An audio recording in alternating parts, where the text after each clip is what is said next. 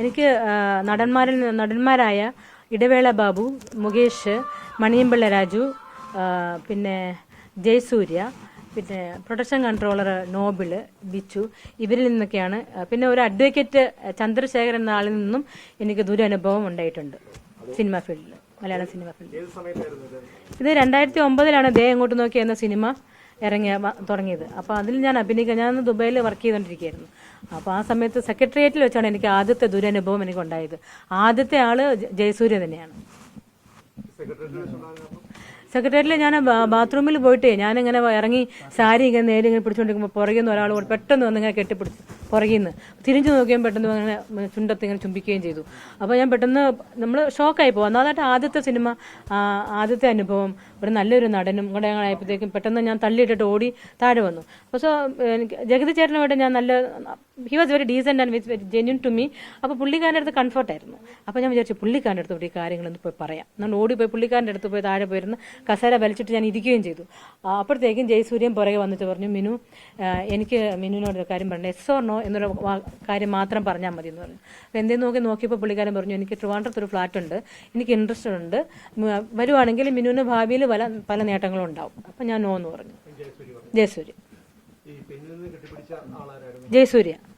ജയസൂര്യയാണ് പുറകുന്ന അപ്രത്യക്ഷമായിട്ട് പുറകുന്ന ഒന്ന് കെട്ടിപ്പിടിച്ചിട്ട് ചുംബിക്കുകയും കൂടെ ചെയ്തു. അതാണ് എനിക്ക് ഭയങ്കര സങ്കടമായി പോയത്. പരാതി എന്ന് പറയാം, എനിക്ക് അന്നേരത്തെ ഭയങ്കര പേടിയായിരുന്നു. കാരണം നമ്മൾ ആ സമയം 13 വർഷം മുമ്പായതുകൊണ്ട് ധൈര്യമില്ല, അത് എന്തോ സംഭവിച്ചത്, ഇനി ഫിലിം ഫീൽഡ് ഇങ്ങനെയൊക്കെയാണോ എന്നുകൂടെ നമുക്ക് തോന്നുമായിരുന്നു എന്താ സംഭവിച്ചതെന്ന്. അപ്പോൾ അത് എന്നാലും ജഗതി ചേട്ടനോട് പറഞ്ഞു. ജഗതി ചേട്ടൻ എനിക്ക് ഒറ്റയ്ക്ക് കിട്ടിയിരുന്നെങ്കിൽ ഞാനത് പറഞ്ഞിട്ടില്ല.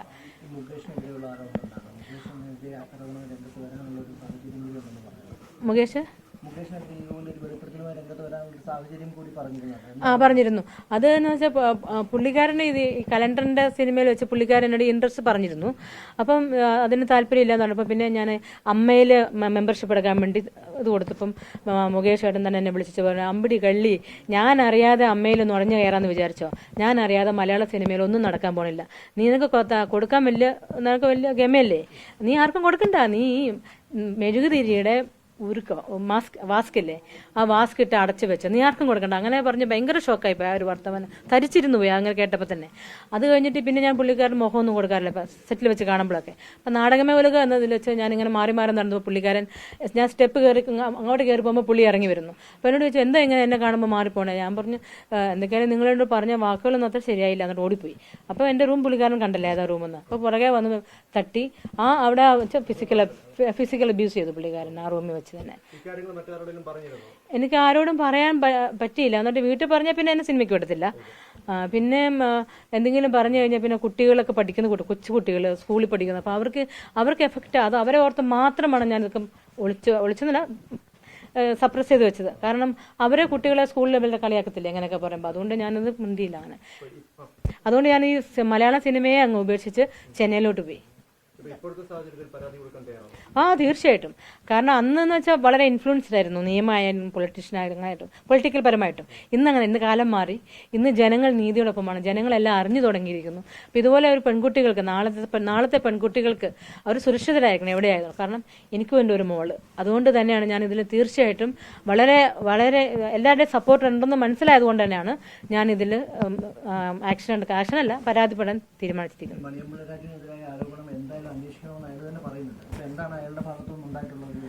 ഫിസിക്കൽ ഭയങ്കര മെന്റൽ ടോർച്ചർ ആയിരുന്നു. പുള്ളിക്കാരൻ്റെ കൂടെ ബെഡ് ഷെയർ ചെയ്യണമെന്ന് പറഞ്ഞുകൊണ്ട് അത് കഴിഞ്ഞിട്ട് ഡേ തടിയാന്ന് സെറ്റിൽ വെച്ചിട്ട് പുള്ളിക്കാരൻ്റെ റൂം വൈറ്റ് ഫോർട്ടിലായിരുന്നു. അപ്പം എനിക്ക് ഫോർട്ട് കൊച്ചിയിലായിരുന്നു. അപ്പം മിനു ഫോർട്ട് കൊച്ചിയിലാണെന്നുണ്ട് പറഞ്ഞിട്ട് അന്നത്തെ പ്രൊഡക്ഷൻ കൺട്രോളറിനെ കൊണ്ട് പുള്ളി അവിടെ റൂം പിടിപ്പിച്ചു എൻ്റെ അടുത്ത് തന്നെ.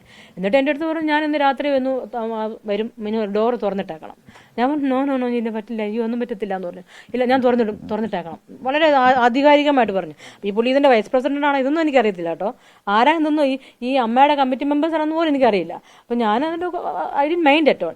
ഞാൻ അവിടെ പോയപ്പോഴത്തേക്കും ഫോൺ അങ്ങ് സൈലന്റ് ആക്കി വെച്ചു. എന്നെ ഫോൺ അതായാലും വിളിക്കുള്ളൂ. ഫോൺ സൈലന്റ്, ഞാൻ അവിടെ കിടന്നുറങ്ങി. ഇപ്പോഴത്തേക്കും കഥകെ വന്ന് മുട്ടി. ഞാൻ തുറന്നില്ല, ആരാ മുട്ടിയെന്നൊന്നും എനിക്കറിയില്ല, മുട്ടുന്നുണ്ടായിരുന്നു, ഞാൻ തുറന്നില്ല, അവിടെ കിടന്നുറങ്ങി. അപ്പോൾ പിന്നെ ലാൻഡ് ഫോൺ ബെല്ലടിച്ചു. അപ്പം ഞാൻ എൻ്റെ വയറ് ഊരിട്ടു ലാൻഡ് ഫോണിൻ്റെ. അപ്പോൾ തിരിച്ച് പിറ്റേ ദിവസം ഞാൻ ലൊക്കേഷൻ ചെന്നപ്പോഴത്തേക്കും പുള്ളിക്കാരനോട് ഭയങ്കര ദേഷ്യം, അൺനെസസറി ആയിട്ടുള്ള എന്തിനൊക്കെയോ കാര്യമില്ലാതെ എൻ്റെ അടുത്ത് ദേഷ്യപ്പെടുത്തേക്ക് Gayatri was sitting near me. അപ്പോൾ പുള്ളിക്കാരൻ എന്നോട് ചോദിച്ചു, എന്താ മിനു, എന്താ രാജേട്ടൻ ഇത്ര വലിയ ദേഷ്യം മിനുവിനോട്? അവസരങ്ങൾ ഞങ്ങളെപ്പോലുള്ള പെണ്ണുങ്ങൾക്ക് നഷ്ടപ്പെടുന്നില്ലല്ലോ. ഞങ്ങൾ ബെഡ് ഷെയർ ചെയ്യാൻ തയ്യാറാണെങ്കിൽ അവസരങ്ങൾ കൂടി നമ്മുടെ പുറകെയുണ്ട്. അപ്പോൾ അത് പറയുന്നതിൽ പ്രസക്തമില്ല. അവസരങ്ങൾ ഇല്ലാത്തതുകൊണ്ടാണെന്നല്ല, ഒരിക്കലുമല്ല. എല്ലാവരും വിളിച്ചുകൊണ്ടിരിക്കുക. അപ്പോൾ ഞങ്ങൾ ബെഡ് ഷെയർ ചെയ്തിട്ടുള്ള ഒരു സിനിമയെ ഞങ്ങൾക്ക് അഭിനയിക്കണ്ട. അത് അഡ്വക്കേറ്റ് ചന്ദ്രശേഖരൻ എന്ന് പറഞ്ഞ ഒരാൾ. അപ്പം കുട്ടിക്കാനത്ത് ഒരു സിനിമയുടെ പേര് ഞാൻ ഓർക്കുന്നില്ല. അപ്പം ഞാൻ അതിനകത്ത് കോ പ്രൊഡ്യൂസറായിരുന്നു. അപ്പോൾ ഇപ്പോൾ ഈ പ്രീ പ്രൊഡക്ഷന് വേണ്ടി എൻ്റെ വണ്ടിയും കൂടി ഞാൻ ലൊക്കേഷൻ കാണാൻ പോവുകയൊക്കെ ചെയ്തു. അങ്ങനെ ഒരുപാട് ഞാൻ എഫേർട്ടൊക്കെ എടുത്തു. അതിനുശേഷം 2-3 സിനിമ, അതിനകത്ത് കലാഭവൻ മണിയുടെ വൈഫായിട്ടായിരുന്നു. 2-3 ദിവസം ഞാൻ അവിടെ അഭിനയിക്കുകയും ചെയ്തു. തിരിച്ചു വന്നപ്പോഴത്തേക്ക് ഈ അഡ്വക്കേറ്റ് ചന്ദ്രശേഖരൻ പറഞ്ഞു, മിനു നമുക്ക് ബോൾഗാട്ടിയിൽ ഒരു ലൊക്കേഷൻ കാണാൻ പോകണം, ഒന്ന് വരണം എന്ന് പറഞ്ഞു. ഞാൻ പെട്ടെന്ന് ഓടി പോവുകയും ചെയ്തു പുള്ളിക്കാരൻ്റെ കൂടെ. അവിടെ ചെന്നപ്പോഴത്തേക്ക് ഏതോ ഒരു റിസോർട്ടിലോട്ട് ഇങ്ങനെ കൊണ്ട് കയറ്റിക്കൊണ്ട് ഇപ്പോൾ ഒരു ചേട്ടൻ അവിടെ ഇരിപ്പുണ്ടായിരുന്നു. സംസാരിച്ചുകൊണ്ടിരുന്നപ്പം ഈ അഡ്വക്കേറ്റ് അപ്രത്യക്ഷമായി. അപ്പോൾ ഞാൻ പിന്നെ കുറച്ച് നേരം ഉച്ച കഴിഞ്ഞ് 3 മണി ഞാൻ കണ്ടായിരുന്നു. അപ്പോൾ ഞാൻ പിന്നെ ഇങ്ങനെ സംസാരിച്ചുകൊണ്ടിരുന്നപ്പോൾ ഞാൻ പറഞ്ഞു, അതേ കുട്ടികൾ വരാൻ സമയമായി സ്കൂളിൽ നിന്ന്, അപ്പോൾ ഞാനെന്ന് ഇറങ്ങിക്കോട്ടെ. അങ്ങനെ ഇറങ്ങാൻ പാടില്ല, അങ്ങനെ പെട്ടെന്ന് പോകാൻ വന്നതല്ലോ എന്നുകൊണ്ട് പുള്ളിക്കാരൻ കയറി എന്നെ കടന്നു പിടിച്ചു. എന്നിട്ട് വന്നിട്ട് എന്നെ ഇങ്ങനെ കെട്ടിപ്പിടിച്ചപ്പോൾ ഞാൻ പുറകോട്ട് എന്നാ ഇല്ല ഇതെന്താ അല്ല പറഞ്ഞില്ലേ, പുള്ളിക്കാരൻ പറഞ്ഞു എന്ത്? ഞാൻ പറഞ്ഞു ഞാൻ ലൊക്കേഷൻ നോക്കാൻ വന്നതാണ്, ഞാൻ അല്ല വേറെ ഒന്നും പറഞ്ഞില്ല. അപ്പോൾ പുള്ളിക്കാരനും പെട്ടെന്ന് സോറി പറഞ്ഞു. പക്ഷേ എന്നെ കൊണ്ട് കൂട്ടിക്കൊടുത്തതായിരുന്നു ഈ അഡ്വക്കേറ്റ് ചന്ദ്രശേഖരൻ. ഈ പ്രൊഡ്യൂസറിന്റെ അടുത്ത് ഒരു പ്രൊഡ്യൂസർ അവിടെ വന്നാൽ വില്ലയിൽ താമസിക്കുന്നുണ്ടല്ലോ, വില്ലയില എന്തോ റിസോർട്ട്, അറിയില്ല ആരുടെ അടുത്ത്. എന്നോട് പരിചയപ്പെടുത്തിയത് പ്രൊഡ്യൂസറാണെന്നാണ് പറഞ്ഞത്. അപ്പോൾ ഞാൻ പറഞ്ഞു, ചേട്ടാ ഞാൻ പോകട്ടോ എന്ന് പറഞ്ഞു. അപ്പം അയാൾ നല്ല ജെന്യൂൻ മാൻ ആയിരുന്നു. അപ്പോൾ പറഞ്ഞു, സോറിട്ടാ ഞാനും അറിഞ്ഞില്ല, മിനുവിൻ്റെ അനുവാദപ്രകാരമല്ല മിനു വന്നെന്ന് എനിക്കറിയില്ലായിരുന്നു പറഞ്ഞു. എന്നിട്ട് ഞാൻ പിന്നെ പെട്ടെന്ന് തിരിച്ചു പോയി. ആ സിനിമയിൽ നിന്ന് എന്നെ കട്ട് ചെയ്തു. പിന്നെ പ്രൊഡക്ഷൻ കൺട്രോളർമാർ, അത് ഒന്ന് നോബിൾ എന്നെ ഇങ്ങനെ വന്നിറങ്ങി. ഞാൻ ചെന്നൈയിൽ നിന്നാണ് വന്നത്. എന്നെ കൊണ്ട് പുള്ളിക്കാരനെ ഒരു ലൊക്കേഷനിൽ കൊണ്ടുപോയി. അന്ന് മാഫിയ ശശിയുള്ള സിനിമയാണേ. അപ്പം ആ ലൊക്കേഷനിൽ കൊണ്ടിട്ട് കാറിൽ തന്നെ ഇറക്കിയില്ല. പുള്ളി എന്തോ സംസാരിച്ച് വന്നു, തിരിച്ചു വന്നിട്ട് പറഞ്ഞു, മിനുവിൻ്റെ റോള് 2 ദിവസം കഴിഞ്ഞിട്ടാണ് എന്ന് പറഞ്ഞു. അപ്പം ഞാൻ ഓക്കെ. അപ്പം ഇങ്ങനെ തിരിച്ച് നമ്മൾ വേറെ വഴി കൂടെ വിജനമായ റോഡിൽ കൂടെ കൊണ്ടുവന്നേ. 2 കാടിൻ്റെ നടുക്കൂടെ 2 ടാറിട്ട റോഡിൽ കൂടെ കൊണ്ടുവന്നു. എന്നിട്ട് പതുക്കെ ഓടിച്ചിട്ട് ഈ വലത്തേക്കൈ കൊണ്ട് വണ്ടി ഓടിക്കുകയും ഇടത്തേക്കൈ കൊണ്ട് എന്നെ ഇങ്ങനെ വളരെ ഇങ്ങനെ ചേർത്ത് അയാൾ നെഞ്ചിനോട് ചേർത്ത് അങ്ങ് പിടിക്കുകയും എവിടേക്കോ ഉമ്മ വയ്ക്കുന്നു, എന്തൊക്കെയോ പരാക്രമങ്ങൾ അയാൾ എന്നെ ചെയ്തു. ഞാൻ ഭയങ്കര സ്ട്രഗിൾ ചെയ്തു. കാരണം ഒന്നാമത് എനിക്ക് ഭയങ്കരമായിട്ട് വേദനയും, ഗിയർ ബോക്സ് ഇവിടെ എന്തൊക്കെയോ കൊള്ളുകയും വിട് എന്നൊക്കെ എല്ലാം പറഞ്ഞിട്ട് വിടുന്നില്ല. ലാസ്റ്റ് ഞാൻ ഡോറിട്ട് ചവിട്ടുകയൊക്കെ ചെയ്തു. ഡോർ എങ്ങനെയോ തുറന്നു. ഞാൻ വണ്ടിയിൽ നിന്ന് ചാടൂ എന്നൊക്കെ പറഞ്ഞത്തേക്ക് കാലൊക്കെ വെളിയിൽ പോയി കാറിൻ്റെ. അന്നേരമാണ് അയാൾ പെട്ടെന്ന് വണ്ടി നിർത്തിയപ്പോൾ ഞാൻ വണ്ടിയിൽ നിന്ന് ചാടി ഇറങ്ങി. ഞാൻ പറഞ്ഞു, ഞാനൊരു കാര്യം പറയാം. അപ്പം എനിക്ക് ഇറങ്ങി ഓടണം എനിക്ക് തോന്നി. അപ്പം എനിക്ക് തോന്നി ആ കാട് കണ്ടപ്പം ഇത് യുക്തിയെല്ലാം തോന്നി. കാരണം വന്യമൃഗങ്ങളൊക്കെ ഉണ്ടാകുന്നൊരു സംഭവം, പട്ടി വന്നാലും മതിയല്ലോ. അപ്പോൾ അതുകൊണ്ട് അവിടെ തന്നെ നിന്ന് ഞാൻ പറഞ്ഞു, എന്നെ മര്യാദയ്ക്ക് എന്നെ എവിടെ കയറ്റിയോ അവിടെ തന്നെ എന്നെ കൊണ്ട് തിരിച്ചു പോകണം, വലിയ പ്രശ്നവും. അപ്പോഴത്തേക്ക് അയാൾ ഇച്ചിരി കാം ഡൗൺ ആയി. എന്നിട്ട് പിന്നെ അയാളെ അവിടെ തന്നെ എന്നെ കൊണ്ട് ഇറക്കി. മറ്റേ വിച്ചു അത് കഴിഞ്ഞ മാസം എന്നെ വിളിച്ചിട്ട് പറഞ്ഞു, ചേച്ചിയല്ല എടോ തനിക്ക് നല്ലൊരു റോളുണ്ട്, ബിന്ദു പണിക്കറൊക്കെ ചെയ്യുന്ന ഒരു റോളാണ്, അത് ഫിക്സ് ചെയ്യണമെങ്കിൽ തന്നെ ഉടനെ തന്നെ ട്രിവാൻഡ്രത്തിന് വരണം, ഡയറക്ടറിനെയും പ്രൊഡ്യൂസറിനെ ഒന്ന് കണ്ടു കഴിഞ്ഞാൽ തനിക്ക് ആ റോള് ഫിക്സ് ആക്കിയെന്ന്. അപ്പോൾ ഞാൻ ഈ വിച്ചു എന്ന ആളെ ഞാൻ കണ്ടിട്ടില്ല, എനിക്കറിയത്തില്ല, മുൻപരിചയമില്ല. പിന്നെ എടോ താനെന്നൊക്കെ വിളിച്ചപ്പോൾ ഞാൻ പറഞ്ഞു, അതെ ഈ താനും നീ എന്നൊക്കെ വിളി ഒഴിവാക്കിയിട്ട് എൻ്റെ പേര് വിളിക്കുക. അല്ല ഇയാൾക്ക് എന്നെക്കുറിച്ച് അറിയാമല്ലഞ്ഞിട്ടാ, ഞാൻ എല്ലാവരെയും ഇങ്ങനെയാണ് എന്ന് പറഞ്ഞു. അപ്പോൾ ഞാൻ പറഞ്ഞു, അതെ എനിക്കതുകൊണ്ട് വലിയ താല്പര്യമില്ല എന്ന് പറഞ്ഞു. അപ്പോൾ പുള്ളിക്കാരൻ പറഞ്ഞു, അല്ല ഒന്നുകൂടെ അന്ന് ആലോചിച്ചിട്ട് വിളിക്കേ, ഞങ്ങൾ സമയം തരാമെന്ന് ഫോൺ വെച്ചു പുള്ളിക്കാരൻ. ഇതാ ഇടവേള ബാബു എൻ്റെ അടുത്ത് ഇങ്ങനെ പറയുന്നുണ്ടായിരുന്നു, എൻ്റെ കൂടെ നിൽക്കാമെങ്കിൽ ഞാൻ സ്റ്റേജ് ഷോയ്ക്കൊക്കെ കൊണ്ടുപോകാം, മീന് പാട്ട് പാടും ഡാൻസൊക്കെ ചെയ്യും, അപ്പോൾ ഞാൻ എൻ്റെ കൂടെ കൊണ്ടുപോകാം, വളരെ നേട്ടങ്ങളൊക്കെ ഉണ്ടാവും എൻ്റെ കൂടെ നിൽക്കുവാണെങ്കിൽ എന്ന് പറഞ്ഞു. അപ്പം ഈ അമ്മയിൽ ഇതിൻ്റെ ആൾ പുള്ളിക്കാരനാണ്, സെക്രട്ടറിയാണെന്ന് എനിക്കറിയാം. അപ്പോൾ ഈ ആപ്ലിക്കേഷൻ കൊടുക്കാൻ വേണ്ടി പുള്ളി പറഞ്ഞു, എൻ്റെ ഫ്ലാറ്റിലോട്ട് പോവാം, കല്ലൂരുള്ള ഫ്ലാറ്റിലോട്ട് പോവാം, ആപ്ലിക്കേഷൻ ഒപ്പിടണം, അപ്പോൾ അത് ഫില്ല് ചെയ്ത് തരാൻ പറഞ്ഞു. അങ്ങനെ ഞാൻ അവിടെ ചെന്ന് ഫില്ല് ചെയ്തുകൊണ്ടിരിക്കുന്ന സമയത്ത് ഇയാളും പതുക്കെ എന്നെ പുറകെ തന്നെ കെട്ടിപ്പിടിച്ച് കഴുത്തിൽ ഇങ്ങനെ ചുമൊക്കെ വെച്ചിട്ട് എന്ത് ഷാമ്പു ഇടാം നല്ല മണമൊക്കെ അങ്ങനെയൊക്കെ. ഞാൻ ഇതെന്താ ഇങ്ങനെ പെട്ടെന്ന് ഇതൊക്കെ. അപ്പം നമുക്ക് കാരണം ഇത് മുമ്പ് അഭിനയിച്ചതാണ്, നമ്മൾ ഒരുമിച്ചൊരു സിനിമയിൽ അഭിനയിച്ചതാണ്. അപ്പം പുള്ളി എനിക്ക് പെട്ടെന്ന് നമുക്ക് റഫാകാൻ പറ്റത്തില്ല, മാറ് എന്ന് പറഞ്ഞു. പിന്നെ ഞാൻ പുള്ളിക്കാരനെ ഇങ്ങനെ അടുത്തടുത്ത് വന്നപ്പോഴത്തേക്ക് ഞാൻ പറഞ്ഞു, ഞാൻ പോവാന്ന് പറഞ്ഞു. പെട്ടെന്ന് ഫില്ല് ചെയ്തില്ല ശരിക്കും, ഞാൻ ഇറങ്ങി ഓടിപ്പോന്നു.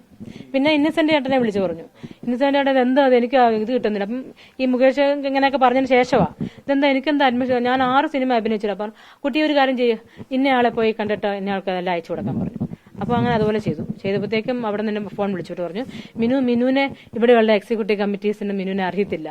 ഞാൻ പറഞ്ഞു അയ്യോ അറിയത്തില്ലേ, ഞാൻ 6 സിനിമ അഭിനയിച്ചല്ലോ. 6 executive committees? അപ്പൊ പറയോ ജയസൂര്യ, മണിമ്പിള്ള രാജു, ഇടവേള ബാബു, മുകേഷ്.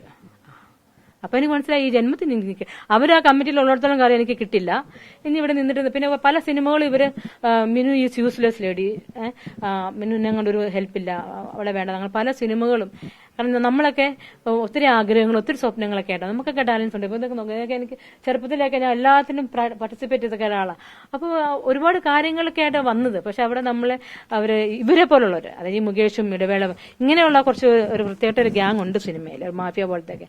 ഇവരൊക്കെ മാറ്റി കഴിഞ്ഞാൽ മലയാളം ഫിലിം നല്ല രീതിയിൽ വരുമെന്നാണ് എന്റെ ഉറച്ച ഒരു വിശ്വാസം. അതുപോലെ തന്നെ ഹേമ കമ്മിറ്റിയിൽ ഈ പാർവതിനെ പോലുള്ള കുട്ടികളൊക്കെ അവരൊക്കെ ബോൾഡാണ്. അങ്ങനെയുള്ളവർ നീ വരണം, പിള്ളേർ മുമ്പോട്ട് ധൈര്യമായിട്ട് വരണം, ആരെ പേടിക്കാം. കാരണം ഇന്ന് മീഡിയ സപ്പോർട്ടുണ്ട്. നിങ്ങൾക്ക് എന്ത് കാര്യമാണെങ്കിലും മീഡിയയിൽ വിളിച്ച് പറയാം. നിയമം നമ്മുടെ കൂടെയുണ്ട്, ജനങ്ങൾ നമ്മുടെ കൂടെയുണ്ട്. ഇന്ന് സോഷ്യൽ മീഡിയ തന്നെ നിങ്ങൾക്ക് എല്ലാവർക്കും. അതുകൊണ്ട് നിങ്ങൾ ആരെയും പേടിക്കാതെ എല്ലാവരും മുൻപോട്ട് വരണമെന്നാണ് പറയുന്നത്. കാരണം നാളെ ഒരു പെൺകുട്ടികൾക്കും സിനിമാ ഫീൽഡ് എന്നല്ല ഒരു ഫീൽഡിൽ ഒരു അനുഭവം ഉണ്ടാകാതിരിക്കാൻ വേണ്ടി തീർച്ചയായിട്ടും ഞാൻ നിയമത്തിന്റെ കൂടെ നീതിക്ക് വേണ്ടി ഞാനിത് പരാതിയായിട്ട് തന്നെ മുമ്പോട്ട് പോകും. ഇല്ല ഞാൻ ഇപ്പോഴാണ് ഇത് കണ്ടത് ഈ ഓൺലൈനിൽ. ഇല്ല കൊടുക്കാൻ തയ്യാറാണ്. പക്ഷെ ഞാൻ അവരെ ഇല്ല കൊടുത്തില്ല.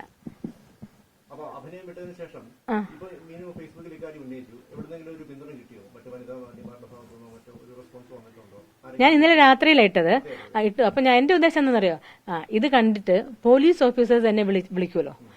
പക്ഷെ ഇങ്ങനെ മീഡിയ എങ്ങനെ വരും ഞാൻ സ്വപ്നത്തിൽ പോലും ഓർത്തില്ല കേട്ടോ. അപ്പോൾ അവരുടെ അടുത്ത് ഞാൻ ഈ കാര്യങ്ങൾ എന്തായാലും തുറന്നു പറയാൻ തീരുമാനിച്ചു. അതെന്താന്ന് വെച്ചാല് ഞാൻ ഇങ്ങനെ നോക്കി, I was really keenly watching ആരൊക്കെയാണ് കംപ്ലൈന്റ് വരുന്നത്, ആരൊക്കെയാണ് ഇതിനകത്തെ ആൾക്കാർ. എല്ലാവരുടെയും പേരിലൊക്കെ വരുന്നുണ്ട്. ഇങ്ങനെ കുട്ടി രേവതി എന്ന് പറഞ്ഞ കുട്ടി കരയുന്നു. അപ്പൊ എനിക്ക് എന്റെ മോള് കരയുന്ന പോലെ എനിക്ക് തോന്നി. അപ്പോഴും എന്റെ നെഞ്ച് പെടഞ്ഞു. അത് കഴിഞ്ഞ് പിന്നെ നോക്കിയപ്പം മുകേഷ് ഇങ്ങനെ പറയുന്നു, അത് ഇറ്റ്സ് എ ഫാബ്രിക്കേറ്റഡ് സ്റ്റോറി, ഇത് പൊളിറ്റിക്സിന്റെ എതിർ കക്ഷികൾ മെനഞ്ഞുണ്ടാക്കിയ കഥകളാണ് എന്ന് പറഞ്ഞപ്പോഴാണ് എനിക്ക് then here I have to react. സത്യം പുറത്തു പറയണം. അങ്ങനെ അങ്ങ് ചാമ്പ്യനായാൽ ശരിയാവത്തില്ലല്ലോ.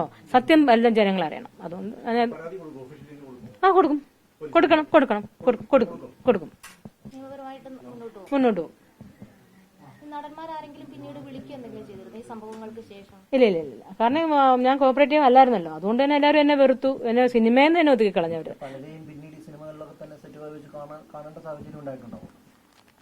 അത് മുകേഷിനെ കണ്ടപ്പോൾ ഞാൻ മൈൻഡ് ചെയ്തില്ല. പിന്നെ കളിയാക്കലായിരുന്നു. നമ്മളെ ഒന്നും ഇഷ്ടപ്പെടത്തില്ല, വലിയ വമ്പൻസിനെ ഇഷ്ടപ്പെടത്തുള്ളൂ, അങ്ങനെയൊക്കെ പറഞ്ഞ് അങ്ങനെ കളിയാക്കുന്നുണ്ടായിരുന്നു. ഞാനങ്ങനെ മേക്കപ്പ് ചെയ്യാനൊക്കെ ഇരിക്കുമ്പോഴൊക്കെ കളിയാക്കൽ കുത്തുമൊക്കെ കേട്ടിട്ടുണ്ട്. തീർച്ചയായിട്ടും അതാണ്. കാരണം ഞാൻ ദുബായിൽ കുറെ നാൾ വർക്ക് ചെയ്ത് സെറ്റിലായതിനു ശേഷം ഇവിടെ വന്ന, എനിക്ക് സെറ്റിലായതിനു ശേഷം ഞാൻ സിനിമയിൽ വന്നതാണ്. അപ്പൊ ഇനി സിനിമയിൽ വളരെ നന്നായിട്ട് എന്തെങ്കിലുമൊക്കെ ചെയ്യണം എന്നുള്ള ആഗ്രഹത്തോടെ വന്നതാണ്. അപ്പൊ ഇങ്ങനെ ഒരു ബെഡ് ഷെയറിങ് നമുക്കൊരിക്കലും എന്നെ പെടുത്തുമായിരിക്കും. സെക്സ് എന്ന് വെച്ചാൽ അത് ഡിവൈനാണ്. അത് it has to come from the heart. പെട്ടെന്ന് ഒരാൾ ക്യാരക്ടർ തരാം, അല്ലെങ്കിൽ ക്യാഷ് തരാം, സ്വർണം തരാം എന്ന് പറഞ്ഞാൽ ഒരു സ്ത്രീകൾക്കും ഭാരതീയ സ്ത്രീകൾക്ക് കിടക്കാൻ പറ്റുമെന്ന് എനിക്കറിയില്ല, പറ്റില്ല.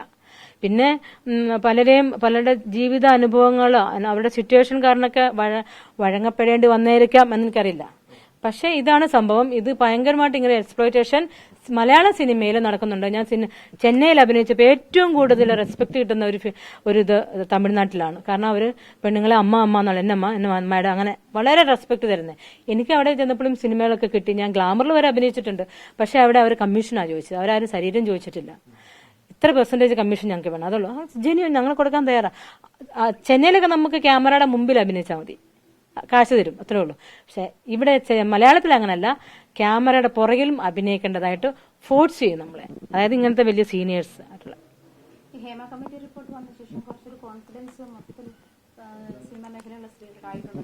തീർച്ചയായിട്ടും വന്നിട്ടുണ്ട് ആ കോൺഫിഡൻസ്. എനിക്കും അത് തന്നെയാണ് വന്നത്. കാരണം ഇങ്ങനെയുള്ളവർക്ക് ധൈര്യമായിട്ട് മുമ്പോട്ട് വന്നതുകൊണ്ടാണ് ഇവിടെ നടക്കപ്പെടുന്നത്. പലർക്കും പെൺകുട്ടികളാണ് കൂടുതലും ഇതിലിരയായിരിക്കുന്നത്. അപ്പൊ അവർക്കിതൊരിക്കലും പുറത്ത് പറയാൻ സാധിക്കില്ല. പറഞ്ഞാൽ ഒന്ന് അവരുടെ വീട്ടുകാർ വിടത്തില്ല, രണ്ട് അവർ വിവാഹിതരാവേണ്ടവരാണ്. ഇത് പറഞ്ഞാൽ അവർക്ക് നല്ല കല്യാണം വരുമോ? അപ്പൊ അവരെങ്ങനെ പ്രതികരിക്കും? അപ്പൊ അവരെല്ലാം എനിക്കറിയാം, അവർക്ക് എല്ലാവർക്കും വേണ്ടിയാണ് ഞാനിത് വളരെ ഓപ്പണായിട്ട് തന്നെ ഇവിടെ പറയുന്നത്.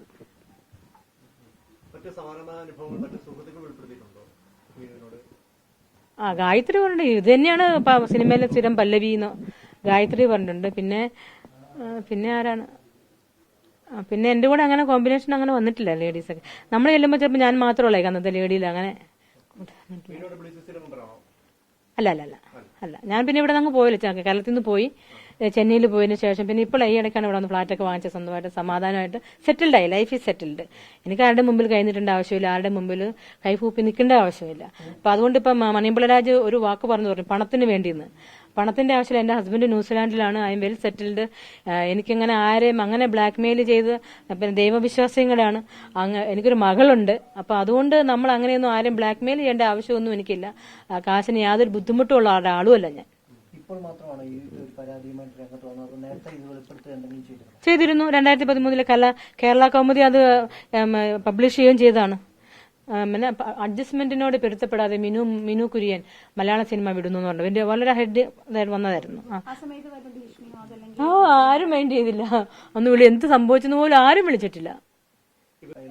തെളിവുകൾ എന്ന് വെച്ചാൽ നമ്മൾ സ്ത്രീകൾ തന്നെ പറയുന്നത് തന്നെയാണ് തെളിവ്, ഏറ്റവും വലിയ തെളിവ്. അത് അവർ ചെയ്തില്ല എന്ന് അത് തെളിയിക്കേണ്ടത് അവരുടെ ചുമതല. ഞാൻ വിക്ടിമാണ്, ഞാൻ ഇരയായ ആളാണ്. ഇതിന്റെ മെന്റൽ അഗ്നിയും അനുഭവിച്ച ഒരാളെ ഞാൻ ഇപ്പോഴും എന്റെ മനസ്സ് നീറിക്കൊണ്ടിരിക്കുന്ന സംഭവമാണ്. ഇത്രത്തോളം ഞാൻ വിഷമിച്ചു, എനിക്ക് നീതി കിട്ടിയില്ല, ഞാൻ ആരോട് ഷെയർ ചെയ്യും എന്ന് വിഷമിച്ചിരിക്കുമ്പോൾ ദൈവം തന്നെ ഒരുക്കി തന്ന ഒരു അവസരമാണിത് ഞാൻ കാണുന്നത്. അതെ, തീർച്ചയായിട്ടും അവിടെ സ്ത്രീകൾ തന്നെ വരണം.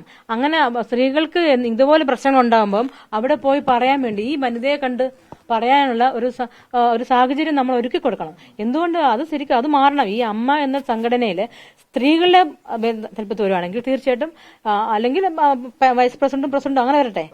അപ്പൊ തീർച്ചയായിട്ടും അവിടെ ഒരു വളരെ സേഫ്റ്റി ഉണ്ടാവുകയാണ്. അതുകൊണ്ട് ഈ പഴയ ആൾക്കാരെ തന്നെ പിടിച്ച് യങ്സ്റ്റേഴ്സ് എന്ത് നല്ല ആൾക്കാരാണ്. ഈ ടോവിനോനൊക്കെ പിടിച്ചാക്കുന്നേ. ടോവിനൊക്കെ നല്ല മിടുക്കന്മാർ പയ്യന്മാരല്ല. ആസിഫ് അലി അങ്ങനെയുള്ള യങ്സ്റ്റേഴ്സ് കയറി വരട്ടെ. അവരെയൊക്കെയാണ് അമ്മയുടെ ഇത് കൊണ്ടുവരുന്നത്, അല്ലാതെ ഇവരൊന്നും അല്ല. കാരണം എന്തെല്ലാം നടന്നിരിക്കുന്ന ഇവരാരും ഈ പറഞ്ഞ മമ്മുക്ക പോലും ഒന്ന് he's an advocate, he's a lawyer and he's not ready to react. ഇവരെയൊക്കെ ഒന്ന് പറഞ്ഞു കൊടുക്കാം ഇങ്ങനെ സംഭവം നടക്കാൻ പാടില്ല. അപ്പം നമുക്കൊക്കെ ഒരു അഡ്വക്കേറ്റ് എന്ന് പറയുമ്പോൾ അയാൾ ഹീസ് നമുക്ക് സേഫ്റ്റി തോന്നും പെൺകുട്ടികൾക്ക്. പക്ഷെ അദ്ദേഹം പ്രതികരിക്കുന്നില്ല എന്നത് വളരെ സങ്കടപരമായിട്ടുള്ള കാര്യമാണ്.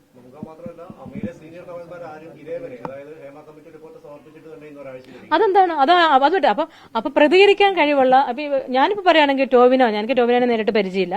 പക്ഷെ ടോവിനോയുടെ ഓരോ ആക്ടിവിറ്റീസ് ഒക്കെ കണ്ടപ്പോൾ ടോവിനോയൊക്കെയാണ് തലപ്പത്തിരിക്കാൻ യോഗ്യതയായിട്ടുള്ള. പാർവതി ടോവിനോ, ആസിഫ് അലി, പിന്നെ ഉണ്ടല്ലോ ആരോ പറഞ്ഞല്ല. അങ്ങനെ അതാണ് പറയുന്നത്. ഈ സീനിയേഴ്സ് മാറണം. അപ്പൊ ഈ പഴഞ്ചൻ സംസ്കാരവും മാറും. സീനിയേഴ്സിനെ മാറ്റിയാൽ പുതിയ ഒരു ന്യൂ ട്രെൻഡ് വരും. അതാണ് പറയുന്നത്. ഐ ഫീൽ പിറ്റി ഉണ്ട്. ആണുങ്ങളായ നട്ടല് വേണം. അല്ലെങ്കിൽ പിന്നെ സിനിമാ ഫീൽഡിൽ നിൽക്കരുത്. അഭിനയിക്കാൻ മാത്രം കഴിവ് പോരാ. നീതിക്കും കൂടി വേണ്ടി നിൽക്കണം. ഞങ്ങളെപ്പോലുള്ള പെൺകുട്ടികളാ, ഞങ്ങൾ കേരളക്കാരാ, ഞങ്ങൾ മലയാളികളാ, അവരുടെ സഹോദരികളാ. അവർക്ക് സേഫ്റ്റി കൊടുക്കാനുള്ള ഒരു നട്ടല് നിങ്ങൾക്കില്ലെങ്കിൽ please go away from this field. Not worth to be here. അല്ലേ? അതാ ഞാൻ പറയുള്ളൂ. അതെ, സിനിമയിൽ വലിയ ഹീറോയാണ്, അതുകൊണ്ട് വലിയ ഡയലോഗാണ്. ഒരു യഥാർത്ഥ സംഭവം നടക്കുമ്പോൾ ഇവരാരും പുറകോട്ട് നിൽക്കുന്നത്. എന്ത് സംഭവം ആയിക്കോട്ടെ, ഇപ്പൊ ദിലീപിന്റെ പ്രശ്നം ആയിക്കോട്ടെ, കാവ്യ മാധവൻ, മഞ്ജുവിന്റെ പ്രശ്നമൊക്കെ, അവിടെയൊക്കെ ബോൾഡായിട്ട് നിൽക്കേണ്ടത് സീനിയേഴ്സായ ലാലേട്ടനും മമ്മൂക്കായും ഇവർക്കാണ്. കാരണം ദേ ആർ എഡ്യൂക്കേറ്റഡ്. അപ്പൊ അവർ കാര്യങ്ങൾ തുറന്ന് സംസാരിക്കുകയും അവരെ നന്നായിട്ട് അവരെ ഇത് വാൺ ചെയ്യുകയും ചെയ്യണം. It shouldn't happen. ബിക്കോസ് പുറത്തുള്ളവർ കേൾക്കുമ്പോൾ എന്നറിയാം, മലയാളം എന്ന് പറയുമ്പോൾ ആദ്യം അവർക്ക് അറിയാം മമ്മൂക്കായനെയും മോഹൻലാലിനെ. ഇവരെ കൊണ്ടായിട്ടാണോ ഇങ്ങനെയൊക്കെ നടക്കുന്നത്? അവർക്ക് തന്നെയാണ് നടക്കേട്. അവർ തലപ്പത്തിരിക്കുന്നവരാണ്, അവരാണ് സീനിയർ ആർട്ടിസ്റ്റ്. അപ്പൊ അവരുടെ കീഴിൽ ഞങ്ങളൊന്നും സേഫ് അല്ലേ? അതാ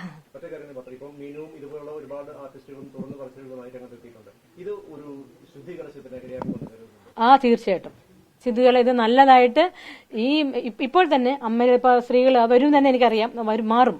അപ്പം അത് നല്ലൊരു ശുദ്ധീകരണം തന്നെ നടക്കും. ഈ സീനിയേഴ്സിനെല്ലാം മാറ്റണം. ഞാൻ പറയപ്പോ ഈ ലാലേട്ടനൊക്കെ മാറ്റണം. ലാലേട്ടന്റെ ഒക്കെ ഒരു സമയം കഴിഞ്ഞു. ആ ഒരു കാലത്ത് പഴഞ്ചൻ ഇതല്ല.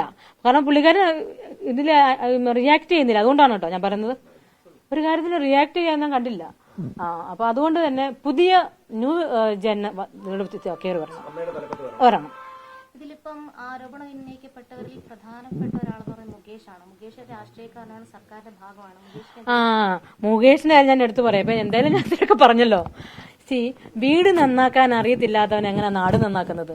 സ്വന്തം 2 മക്കളെ ഉപേക്ഷിച്ച്, ആ ഭാര്യ സരിതേനെ ഉപേക്ഷിച്ച് മറ്റു പെണ്ണുങ്ങളുടെ കൂടെ ഇങ്ങനെ പുറകെ നടക്കുന്ന ഒരാളെ എങ്ങനെ MLA ആക്കി?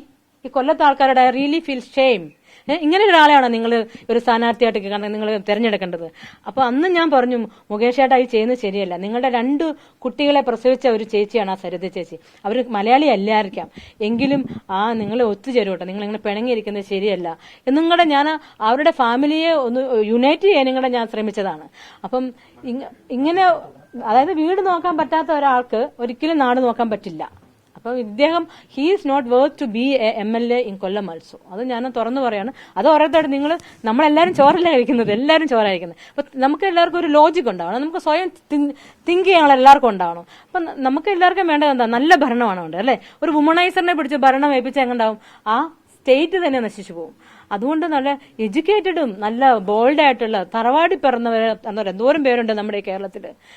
അവരെയൊക്കെ ഒതുക്കി വെച്ചിട്ട് ഇവരെ പോലുള്ള കയറി കഴിഞ്ഞാൽ എങ്ങനെ ആവും? അതുകൊണ്ട് ജനങ്ങൾ മൊത്തം നല്ലവർക്ക് വേണ്ടി നല്ല എഡ്യൂക്കേറ്റഡ് ആൾക്കാരെ സെലക്ട് ചെയ്ത് ഭരണം അവരെ ഏൽപ്പിക്കുക.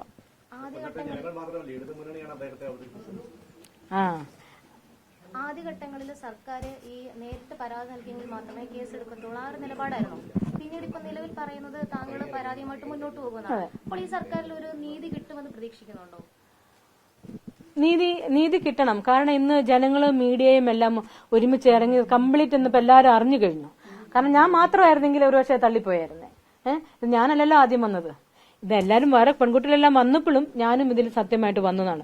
അപ്പം തീർച്ചയായിട്ടും ഇതിൽ നീതി കിട്ടുമെന്നാണ് നമ്മുടെ പിണറായി സാറ് പറഞ്ഞത്. തീർച്ചയായിട്ടും ആരെയൊക്കെ ഏതൊക്കെ സ്ത്രീകളെ അപമാനിക്കപ്പെട്ടിട്ടുണ്ടോ അവർക്ക് മുമ്പോട്ട് വരാം. ഞങ്ങൾ അതിന് എത്ര ഉന്നതനായാലും ഞങ്ങൾ അതിന് ആക്ഷൻ എടുക്കുമെന്ന് പറഞ്ഞിട്ടുണ്ട്. സോ അത് ഞാൻ ട്രസ്റ്റ് ചെയ്യുന്നു. അതുപോലെ തന്നെ ഇപ്പം പ്രൈം മിനിസ്റ്ററും ഇടപെട്ടിട്ടുണ്ട്, അല്ലെ? ഫേസ്ബുക്കിൽ കണ്ടില്ലേ? എന്തെങ്കിലും സ്ത്രീകൾക്കെതിരെ എന്തുണ്ടായിട്ടില്ല ഞങ്ങൾ അതിന് ആക്ഷൻ എടുക്കുന്നുള്ള കാര്യം. സോ പണ്ടത്തെ കാലമല്ല ഇപ്പോൾ ജനങ്ങളൊക്കെ മാറിക്കഴിഞ്ഞു. ജനങ്ങൾക്കിപ്പോൾ ഇന്ന് എല്ലാ കാര്യവും A to Z എന്ന് ജനങ്ങൾക്കറിയാം. എന്താണ് what is film field, what is film actors എന്ന് എല്ലാവർക്കും അറിയാം. അതുകൊണ്ട് അവരും നീതിയുടെ കൂടെ ജനങ്ങളുണ്ടാവും. കാരണം ജനങ്ങളുടെ സിനിമയാണ്, ജനങ്ങളുടെ ക്യാഷാണ് സിനിമ, അല്ലെ? അപ്പൊ ജനങ്ങളും കൂടെ തീരുമാനിക്കണം. ആക്ടർമാരൊക്കെ പറഞ്ഞാൽ ജനങ്ങളുടെ തീരുമാനമാണ്. കേന്ദ്രമന്ത്രി കൂടിയായ സുരേഷ് ഗോപി പോലും ഭരത്ചന്ദ്രനാണെങ്കിലും ഇതുവരെ ഇക്കാര്യത്തിൽ കാര്യമായ പ്രതികരണമുണ്ടായിട്ടില്ല. അതെ. അദ്ദേഹം നേരത്തെ അങ്ങനെയൊന്നും പ്രതികരിക്കുന്ന ഒരു നല്ലൊരു ബുദ്ധിമാനായിട്ട് എനിക്ക് തോന്നിയിട്ടില്ല. കാരണം ഞാൻ അദ്ദേഹത്തിനെതിരെ ഒരു പ്രാവശ്യം ഞാൻ കംപ്ലൈന്റ് ചെയ്തിരുന്നു.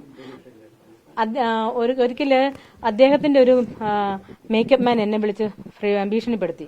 ഒരു ഡ്രൈവർ എന്റെ കൂടെ ഉണ്ടായിരുന്നു. ആ ഡ്രൈവറിന് ഞാനൊരു കുറച്ച് ക്യാഷ് കൊടുത്തിന് ഒരു മുദ്രപത്രം എന്റെ ഉണ്ടായിരുന്നു. ഈ മുദ്രപത്രം തിരിച്ചു കൊടുക്കാൻ ഡ്രൈവർക്ക് ക്യാഷ്. അപ്പൊ ഞാൻ പറഞ്ഞു ക്യാഷ് തന്നാൽ തിരിച്ചുതരാം.